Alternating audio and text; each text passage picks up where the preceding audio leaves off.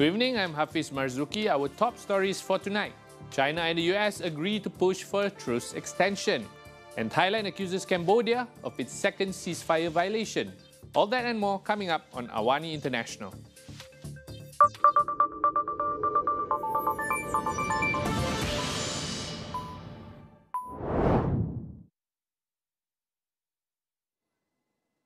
Top US and Chinese officials wrap up 2 days of what they describe as constructive talks. Both sides agreed to continue efforts to extend their 90-day tariff truce, although US Treasury Secretary Scott Bessent says the decision would be solely up to President Donald Trump.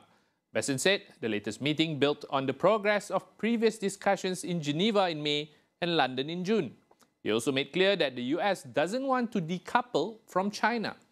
Meanwhile, China's trade negotiator, Li Chenggang, said both sides understand the importance of stable economic ties and will continue to keep close communication. The Stockholm talks were the third round in 3 months, held 2 weeks before the current truce expires. Trump later said he got a call from Bessent, who informed him that the talks went well. He added he expects to meet Chinese President Xi Jinping before the end of the year. Now, Thailand's military has accused Cambodian forces of violating a ceasefire at 3 locations along the disputed border. This marks Thailand's second warning, saying further violations may warrant a more forceful response. The allegations come less than 2 days after both sides agreed to ceasefire brokered in Putrajaya, which took effect midnight on Monday. But the truce got off to a shaky start as just hours in, Thailand claimed Cambodia continued attacks.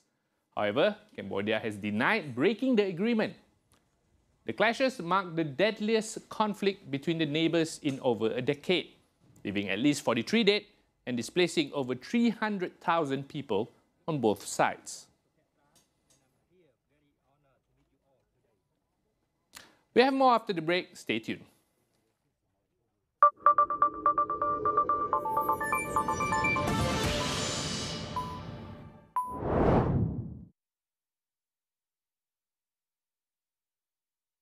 Check to clear. This is Gakpo. Great turn! That's how you respond! Nak gandakan potensi perniagaan anda? Boleh dengan Biz One Rewards. Pelbagai sokongan pemasaran. Seperti Sports Watch Party, Food Review, memang sedap. promosi di TV dan radio. Ubah potensi perniagaan anda sekarang.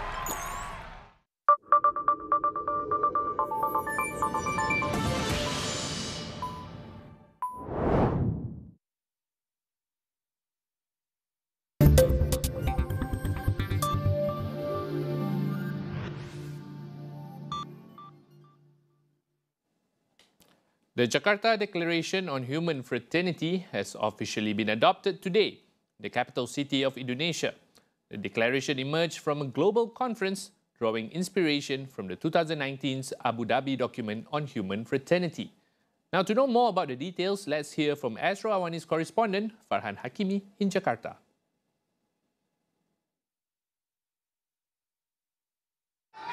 Thank you. It's very historical today as I am currently witnessing the Jakarta Declaration on Human Fraternity, which was officially adopted today in Jakarta, Indonesia, following the completion of the International Conference on Human Fraternity in 2025.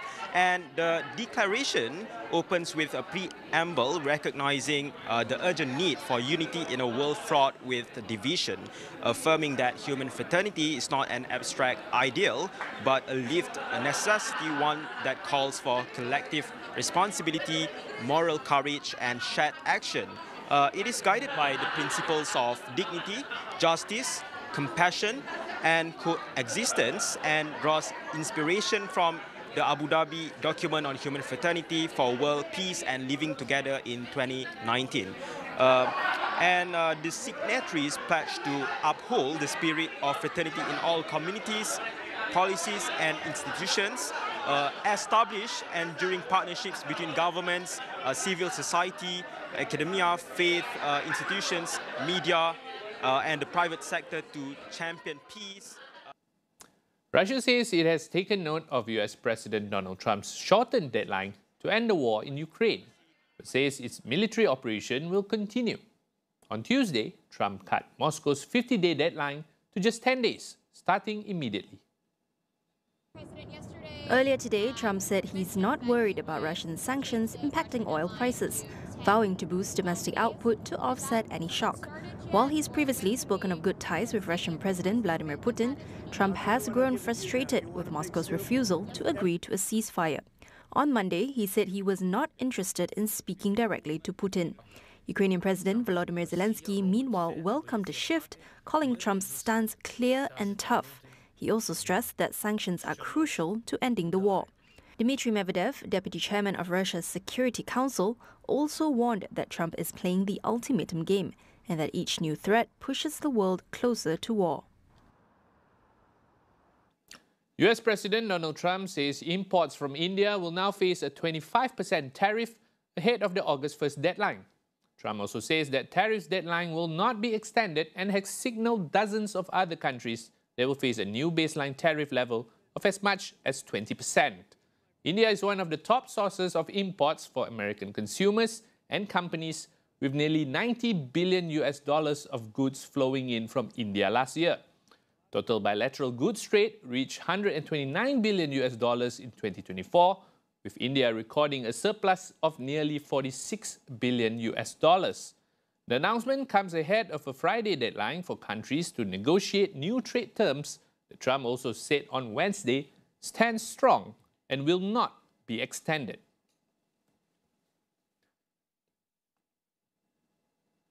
British Prime Minister Keir Starmer's plan to recognise Palestine as a state has been labelled a reward for Hamas by Israeli Prime Minister Benjamin Netanyahu. He claims that a state on Israel's border would eventually threaten Britain.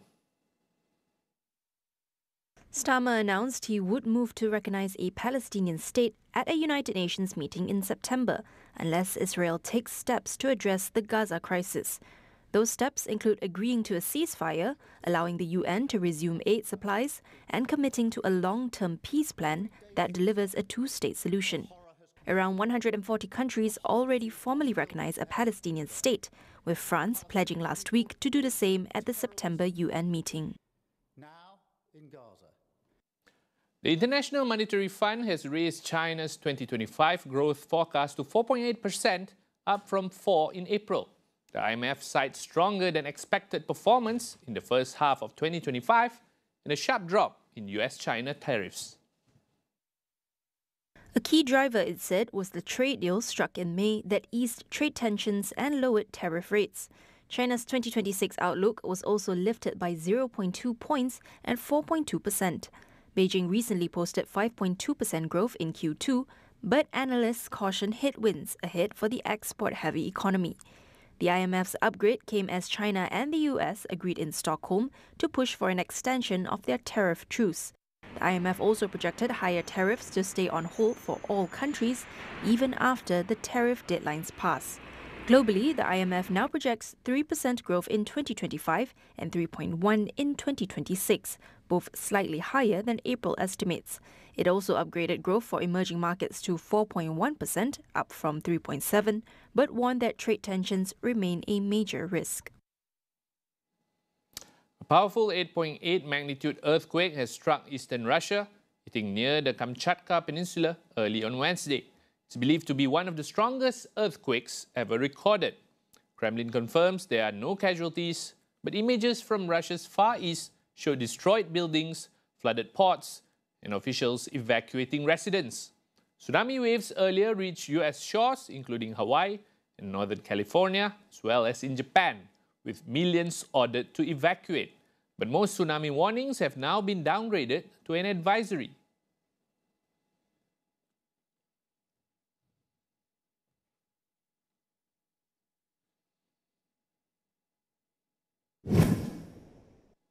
This week on Wu Says, we take a closer look at the possibility of a third global financial hub. Melissa Idris discusses this with Professor Emeritus Dr. Wu Wing Tai. Take the financial hubs of New York and London, for instance. Could Shanghai maybe one day stand to challenge some of these financial hubs? Oh, that's a very good question. I think yes, it could, but the first thing that must happen to be a big financial hub is that people want to come use your bank. They want to come use your bank because they want to use your currency. So to be a great international financial center, the precondition is your currency must be an international currency. Right. Because then people want to use your currency, so they come use your banks. And because the important point here to note is what I saw, economies of scale. That means that if a banking sector is already very big, the cost of operating in that banking sector is lower than a small banking center like Singapore. Because New York is so much bigger that the cost of operating there is lower than Singapore. And so in the case of China, size is certainly not an issue in the future. It will get to that. But the question is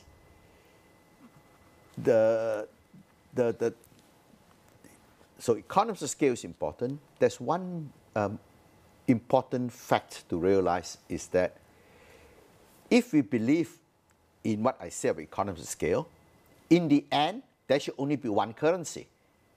The biggest currency would outcompete the second currency. Right. So the biggest financial market should kill the second biggest financial market.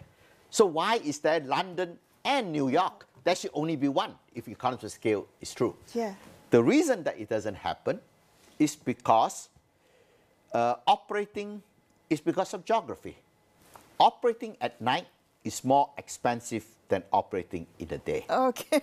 So when it is, there's a long period of time when it's nighttime in London, daytime in New York. Okay. And the cost of New York is lower than in London at that point. So the transactions are in London. And then there is a time where it is nighttime in New York, but daytime in London. Okay. And the cost is lower. But there are places, there are times where both markets are closed. and that means there is place for a third international financial market. And where would that be? That would be in East Asia. It could be Singapore, it could be Sydney, could be Shanghai, could be Tokyo, could be Seoul. Now, we know there's an opening. Excellent. Is China destined to get that opening? Catch the full conversation of this on all AWANI International social media accounts. That report wraps up AWANI International tonight. Stay tuned for our reports on the rivalries, strategies and the shifts behind the power affairs driving the new global order. Visit international.astroawani.com for more. Be sure to follow our social media accounts. I'm Hafiz Marzuki. Thank you for watching and good night.